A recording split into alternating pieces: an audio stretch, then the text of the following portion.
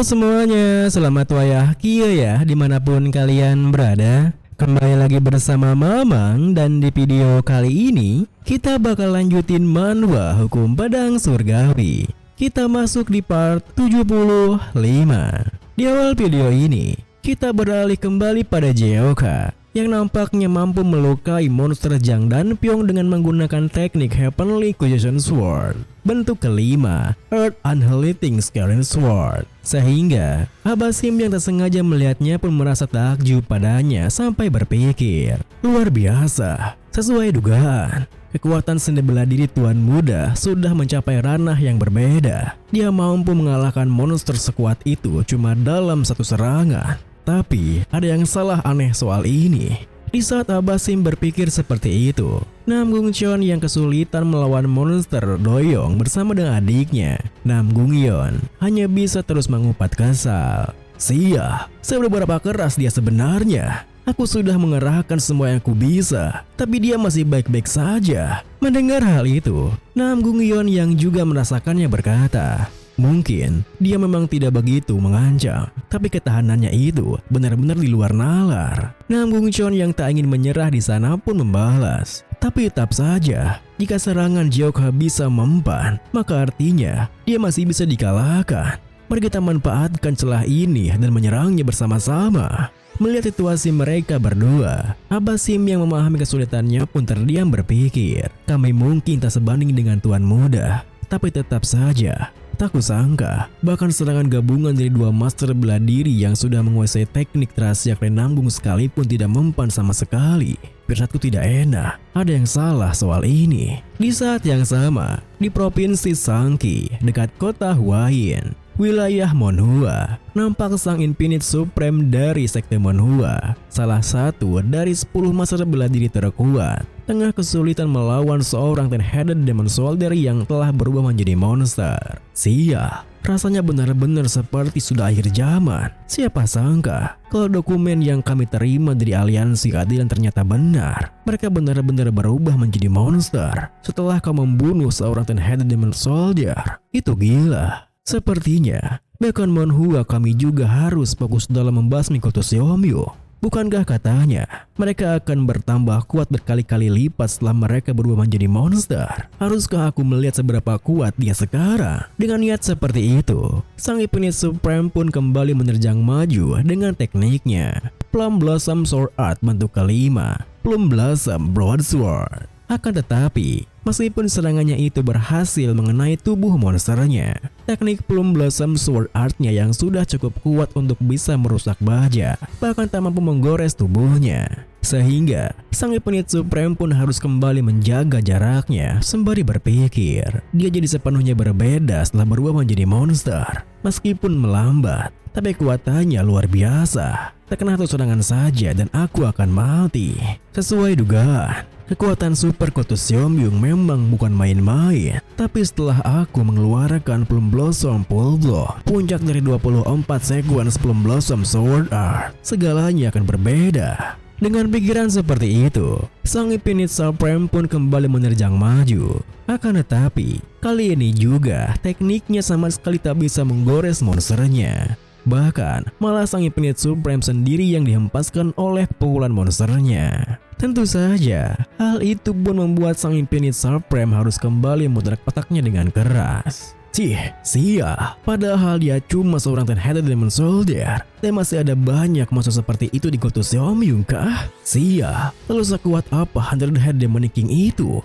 Apa mungkin ini sebuah berkat? Tidak ada murid Monhua yang menyaksikan ini. Bahkan aku, sang Infinite Supreme pun dari sekte Monhua 10 master bela diri terkuat sekalipun, sampai dibuat kewalahan seperti ini. Dengan begitu, sang Infinite Supreme dari sekte Monhua, salah satu dari 10 master bela diri terkuat, yang melawan seorang ten-headed demon soldier sampai berubah menjadi seorang monster. Dia baru saja bisa menebasnya setelah pertarungan intens selama berjam-jam lamanya. Kita kembali ke dekat Gunung Yuxian makam Earth God, di mana kakak beradik Nam Gung Cheon dan Nam Gung Yeon nampaknya masih kesulitan untuk membunuh monster Doyong. Sia, aku sama sekali tak bisa memikirkan cara untuk mengalahkannya. Aku sudah mengerahkan semua teknik dari klan Namgu, tapi aku tak tahu cara mengatasi ketahanannya itu.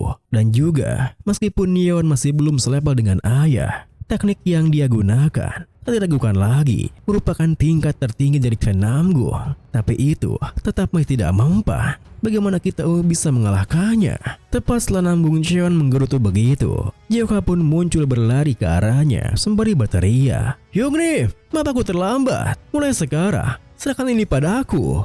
Seketika itu juga, Jeoka pun menggunakan tekniknya, teknik Heavenly Fusion Sword bentuk kedua, Unbound Earth, yang mampu menembus tubuh monster Doyo hingga mengejutkan Nambung Cheon dan Nambung Yeon di belakangnya. Meskipun begitu, Abasim yang tak lagi merasa terkejut, hanya terdiam melihatnya dari kejauhan sembari berpikir, monster yang sangat keras itu mampu dia kalahkan cuma dengan satu serangan, di luar dari kemampuan ataupun kekuatannya. Bahkan dengan teknik absolut klan Nambung saja yang dikatakan mampu bersaing dengan 5 klan besar, kami masih belum mampu menggoresnya.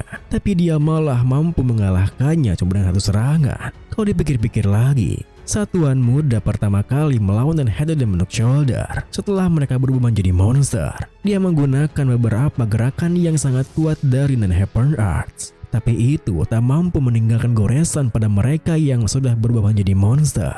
Itu artinya, kalau dia sekarang mampu mengalahkan mereka dengan mudah, apakah itu berkat teknik Heavenly Fusion Sword? Cuma dari keturunan dari kediaman Waryong yang bisa menguasai Heaven Earth, dan cuma setelah menguasainya sepenuhnya saja, baru seorang bisa mulai mempelajari teknik Heavenly Fusion Sword. Meskipun kau mencari ke seluruh dataran tengah sekalipun, aku ragu akan ada satu orang pun selain tuan muda yang bisa mempelajari teknik Heavenly Fusion Sword. Kalau perkiraanku benar, maka teknik Heavenly Fusion Sword pasti adalah musuh alami kekuatan Super Kotus Youmyu 20 tahun yang lalu. Alasan kenapa Moon Splitting Swordsman Yeon Muryong mampu menghancurkan Kotus Youmyu mungkin karena kekuatan unik dari teknik Heavenly Fusion Sword. Tuan muda mungkin tak menyukainya, tapi dia sudah berjalan di jalan yang sama seperti ayahnya, yaitu jalan pencabut nyawa Kotus Youmyu. Kenapa dia melihatku seperti itu? Ah, benar. Aku sudah melakukan sesuatu yang mungkin membuatku akan menerima hukuman ya. Dengan pikiran seperti itu, Abasim pun segera mohon ampun pada Jeoka, yang kini meneriakinya dengan niat membunuhnya. "Kemari kau, Pak Tuasim. Kalau kau kabur, aku akan mengajarmu 2 kali lipat." Abasim yang ketakutan pun mendekat sembari mohon ampun padanya. Dengan niat membunuh sebesar itu, bahkan satu serangan saja bisa langsung membuatku nyawaku melayang. Kumohon tuan muda, ampuni aku. Kemudian, melalui Ten Headed Demon Soul dari cabang Papillon lagi yang berhasil menyelamatkan diri. Insiden ini jadi diketahui sepenuhnya oleh Kotus Youmyu, di mana sejak Kotus Youmyu telah mendeklarasikan kembalinya mereka ke dunia murim.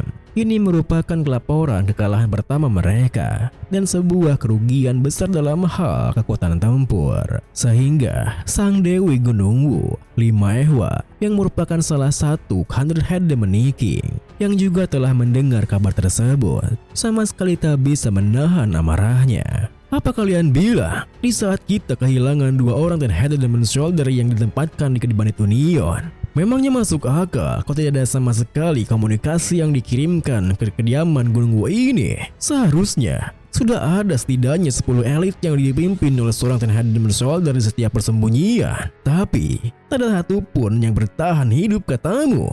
Para bawahannya pun yang melapor padanya menjelaskan, "Maafkan kami, tapi saat kami pergi ke lokasi dan ingin mengkonfirmasinya, tidak ada satupun yang selamat. Terlebih lagi, saya dengar selain Kotus kita, cabang Papillon lain juga mengalami kerugian yang besar. Mereka kehilangan 2 orang Ten Headed Demon Shoulder, termasuk Jang Danpyeong, salah satu dari Black White Ten Demon. Sepertinya Bandit Union di bawah perintah kepala penjaga Yeon Jeoka telah memulai aksi untuk membasmi Kotus Youmyu." Mendengar hal itu, Lima Ehwa pun menggertakkan giginya bertanya, "Sungguh kurang ajar. Kalau begitu, kita tinggal mengumpulkan Head Demonic Shoulder yang belum tiba di persembunyian dan membantai mereka semua sekaligus, kan?" Para bawahannya pun melanjutkan, "Masalahnya adalah 4 orang dan Head Demon Shoulder di cabang Papillon lagi sudah menyerangnya bersamaan. Cuma 1 dari mereka yang berhasil lolos hidup-hidup. Ada rumor yang mengatakan Kalau kekuatan si kepala penjaga itu sebanding dengan 10